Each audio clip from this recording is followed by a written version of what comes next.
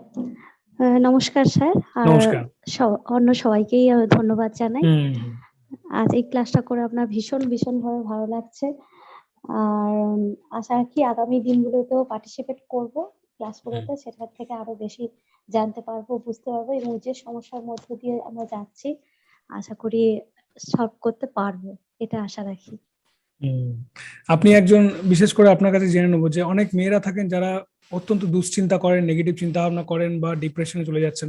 তাদের জন্য এটা কতটা হেল্প করতে পারে, আপনার যদি কোনো টেক অ্যাওয়ে থাকে এর উপরে?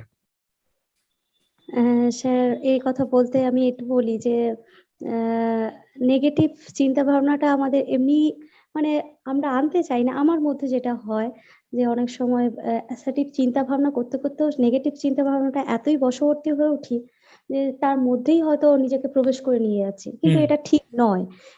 আমি সবার কাছে এটাই বলবো যে কখনোই নেগেটিভ না চিন্তা করে সবসময় যেন পজিটিভ চিন্তা করে নিজেকে এগিয়ে নিয়ে যাওয়ার আশা করতে পারি। তাতে মনে হয় আমাদের প্রত্যেকের জীবনে খুব ভালো হবে এবং সুখপ্রদই হয়ে উঠবে আগামী দিন। Very good, very good. আপনি যদি কোনো প্রকার শারীরিক বা মানসিক অসুবিধা অনুভব করেন তাহলে অবশ্যই আমার সঙ্গে যুক্ত থাকার চেষ্টা করুন এবং আমার ক্লাসে জয়েন করুন, এবং আপনার সঙ্গে দেখা হচ্ছে ক্লাসে। নমস্কার।